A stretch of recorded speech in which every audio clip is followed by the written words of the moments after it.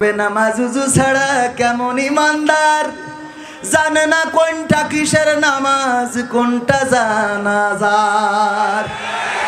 ঈদুল আজহার দিন ছেলে নিয়ে টিভি দেখছি, কালকে ঈদ করতে যাইতে হবে, নামাজ পড়তে যাবো, কটায় হবে। হঠাৎ দেখি টিভিতে করছে যে আগামীকাল সকাল 9টার সময় ঈদুল আজহার জানাজার নামাজ শুরু হবে। তো আমি চিন্তা করলাম সৌদি আরবে তো একদিন আগে আসে, ওখানে এসে মনে হয় মরি গেছে। কি ঈদুল আজহা একদিন আগে আসে না সৌদি আরবে? তাহলে ওখানে এসে মরি গেছে, আমাদের দেশে জানাজা। পড়বে নামাজ উজু ছাড়া কেমন ইমানদার, জানে না কোনটা কিসের নামাজ কোনটা জানাজা। জানাজার নামাজ পড়তে যাই, যে ইমাম সাহেব তাকবীর দেয়, হ্যাঁ ওর রুকুতে চলে যায়। হ্যাঁ যায় না, যায় না, হ্যাঁ রুকুতে চলে যায়। ও যদি জানাজার নামাজ পড়াইতে হয়, ও 2 রাকাত মারি বসে থাকবে। এরাম আল্লাহর ওলি আছে না নাই? হুজুর বলছে দেখো আমি তোমার বাড়ি দাওয়াত খাবো না যতদিন পর্যন্ত তুমি নামাজি না হবা। বলছে হুজুর ঠিক আছে, নামাজি হয়েই দাওয়াত দেবো। এবার কয়দিন পরে দাওয়াত দিয়েছে, হুজুরের বউ বলছে যে একটু দাওয়াত করি। হুজুরের কবে ধরি করছি, দুটো খাওয়াবো, ডাকতে পারছাও না। এই বলছে হুজুর আমি নামাজ পড়া ধরেছি, হুজুর দাওয়াত নেন। তো বলছে সত্যিই পড়ছাও তো? বলছে হ্যাঁ হুজুর একদম। তা বলছে তাহলে ঠিক আছে দাওয়াত নিলাম। খাতে এসি বৈশিতে বলছে যে আচ্ছা ঠিক আছে, সবাই নিতেছে। বলছে আচ্ছা ঠিক আছে এখন বলো ফজরের নামাজ, ফজরের ফরজ নামাজ কয় রাকাত? তা বলছে হুজুর খাওয়ার সময় কথা ক্ষতি নেই। খাওয়ার সময় কথা ক্ষতি নেই হুজুর, খাই নেন তারপরে কবা নেই। বউ রান্না করতে দেখাচ্ছে, বলছে বলেন বলেন না, আপনি না বললে আপনি কিরাম নামাজ পড়েন একটু ইন্টারভিউ দিয়ে নিয়ে নি, বলেন ফজরের ফরজ নামাজ কয় রাকাত এটা বলেন। তা বলছে হুজুর আপনি খাই নেন লাস্টে কবা নেন। তা বলছে না আপনি বলেন। বউ বলছে হুজুর 4 রাকাত। হুজুর বলছে তোমার বাড়ি খাওয়া, আমি বলেছি না যে বেনামাজির বাড়ি খাবো না, তুমি যে নামাজ পড়ো না তা প্রমাণ হয়ে গেছে। কই হুজুর রাগ করে চলে গেছে। বউ বলছে আমি রান্নাঘরের থেকে কবার দেখালাম 2 রাকাত 2 রাকাত 2 রাকাত। বলছে এই 4 রাকাত কইছি তাই থাকেনি, 2 রাকাত করলে থাকে। 4 রাকাতে আমি হুজুরের আটকায় রাখতে পারছি না, আর 2 রাকাতে রাখবো কি করি? ঠিক আছে তো?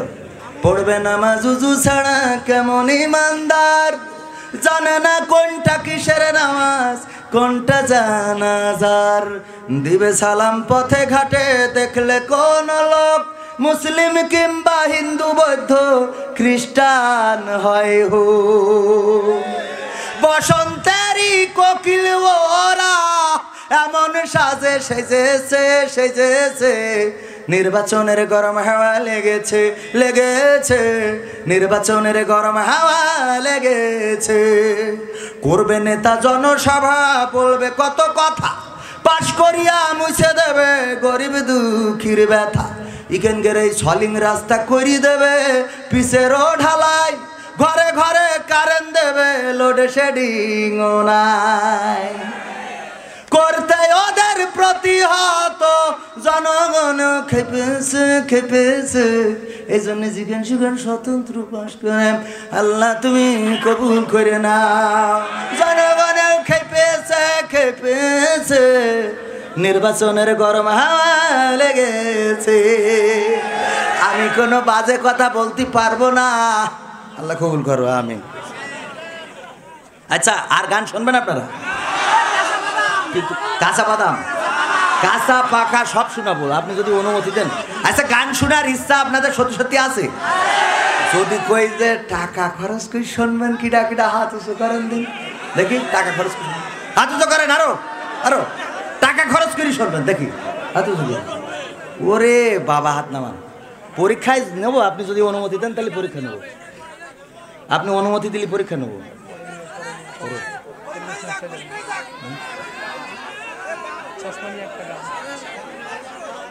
ও আমার ভাইরা, মেলা দিন ধরে আমি চোখে ভালো দেখি না, চশমা না পড়লে দূরি ঘুলা ঘুলা দেখি।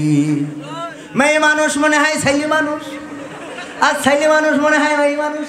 কারণ আমার মাইনাসের সমস্যা। মাইনাস মাইনাস বোঝেন না? প্লাসের লোক কাছে সমস্যা, আর মাইনাসের লোক দূরি সমস্যা। দূরিতে আসে আমি মনে করি তাকায় থাকি, মনে করি মনে হয় ছেলে মানুষ আসছে, দে রাস্তাটা জিজ্ঞেস করবো, পরে দেখি না মহিলা, লজ্জা পাই। এই চশমা না পড়লে হয় না, এই জন্য চশমার দিক খেয়াল রাখবেন আপনারা। হ্যাঁ ঠিক আছে, চশমা ছাড়া কিন্তু ভালো দেখা যায় না। হ্যাঁ চশমা ছাড়া ভালো দেখা যায় না চেয়ারম্যান। চশমা ছাড়া আসলে ভালো দেখা যায় না। হুম, তো আল্লাহ কবুল করুক। তাহলে আরো পরে তাহলে আমি আরো বাদাম বাদাম বাদাম,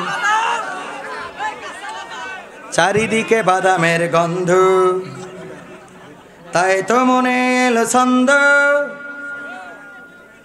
আর নয় কোনো দ্বিধা দ্বন্দ্ব, কাদা ছুড়া ছুড়ি হোক বন্ধ, চারিদিকে বাদামের গন্ধ, তাই তো মনে এলো ছন্দ, আর নয় কোনো দ্বিধা দ্বন্দ্ব, কাদা ছুড়া ছুড়ি হোক বন্ধু। বাদাম বাদাম বাদাম বাদাম বাদাম বাদাম বাদাম বাদাম বাদাম বাদাম, কাঁচা বাদাম বাদাম বাদাম, ভাজা বাদাম। বাদাম নিয়ে থেকে লাভ কি বলো, দেশের খবর কি রাখো, সমাবেশ মঞ্চ পড়িয়েছে ভেঙে, একটু সে দেখো। বিএনপিরা সমাবেশ মঞ্চ করিল ভেঙে পড়িছে, হ্যাঁ মানে না ওই ভেঙে পড়িস তো, তা আমি এইটাই অন্তরায় দিছি এই জন্যই। আল্লাহর নবীকে বললেন, নবী গো আপনি আমাকে শিখান, আপনি আমাকে শিখিয়ে দিন আল্লাহ যা আপনাকে শিখিয়েছেন। আল্লাহর নবী রাগ করলেন যে আমি এত বড় বড় নেতাদের মধ্যে তাদেরকে বুঝায়, আর একজন অন্ধ এসে আমার কাছে ঘ্যানর ঘ্যানর করে। কিন্তু আল্লাহ রাব্বুল আলামিন আয়াত নাজিল করে দিলেন। বিশ্ব নবী এই আয়াত পাওয়ার পরে যখন উম্মে মাকতুমকে দেখতেন, আব্দুল্লাহ ইবনে উম্মে মাকতুমকে যখন দেখতেন, তখন বিশ্ব নবী বলতেন, স্বাগতম তোমাকে, তুমি তো সেই ব্যক্তি যার জন্য আল্লাহ রাব্বুল আলামিন আয়াত নাজিল করে আমাকে সাবধান করে দিয়েছেন। বলেন সুবহানাল্লাহ। শুধু তাই নয়, আল্লাহর নবী এই আব্দুল্লাহ ইবনে মাকতুমকে এত সম্মান দিয়েছেন, যুদ্ধে যাবার সময় আম্মা আয়েশা রাদিয়াল্লাহু তাআলা আনহা বলেন, যুদ্ধে যাবার সময় দুবার আল্লাহর নবীর স্থলাভিষিক্ত করে গেছেন এই আব্দুল্লাহ ইবনে মাকতুমকে। শুধু তাই নয়, মসজিদে নববীতে আব্দুল্লাহ ইবনে মাকতুম 13 বার নামাজের ইমামতি করেছেন। বলেন সুবহানাল্লাহ। বোঝা গেছে বিশ্ব নবী যেখানে শুধু হাত তুললেই দোয়া কবুল হয়ে যায়। আবু হুরায়রা এসে কান্না করছেন, ও আমার যুবকেরা একটু শুনে নাও, এটা তোমাদের জন্য অনুপ্রেরণার হতে পারে। আবু হুরায়রা কিশোর মানুষ, তরুণ মানুষ, এসে কান্না করছেন আল্লাহর নবীর দরবারে, বিশ্ব নবীর দরবারে। রাতের অন্ধকার। বিশ্ব নবী বললেন, তুমি সকালবেলা ফজরের পর। বিশ্ব নবী বললেন, ওগো আবু হুরায়রা তুমি কান্না করো কেন? আবু হুরায়রা বললেন, ওগো বিশ্ব নবী, আমার মা গতকাল রাত্রে আমাকে মেরেছে। কেন মারলো? কারণ আমি আপনার দরবার থেকে রাত্রে ফিরতে দেরি হয়েছে। যখন গভীর রাতে যেয়ে মাকে ডেকেছি, মা গো দরজা খুলে দাও। মা বললেন, কোথায় ছিলি? বললাম, বিশ্ব নবীর কদম মোবারকের কাছে ছিলাম। আমার মা আমাকে এত পিটালেন গো নবী, আমি সকালবেলায় আপনার কাছে চলে এসেছি। আল্লাহর নবী বললেন, ওগো আবু হুরায়রা, তোমার মা তোমাকে মেরেছে, এর বিরুদ্ধে আমার কথা বলার কোনো শক্তি নাই, এর বিরুদ্ধে আমি কোনো কথা বলতে পারবো না। তোমার মা তোমাকে মেরেছে, এটার বিপক্ষে বলার মতো কোনো শক্তি আমার। ওগো মা তুমি এই ধরনের শ্রেষ্ঠ নিয়ামত, তোমারই পদতলে রয়েছে জান্নাত, তোমারই পদতলে রয়েছে জান্নাত। এই পৃথিবী থাকতো ওগো ফুল পাখিহীন, এই পৃথিবী থাকতো ওগো মায়া মহাহীন, যদি না পেতাম তোমার, যদি না পেতাম মায়ের মায়ারি হাত, যদি না পেতাম মায়ের মায়ারি হাত। ওগো মা তুমি এই ধরনের শ্রেষ্ঠ নিয়ামত, তোমারই পদতলে রয়েছে জান্নাত।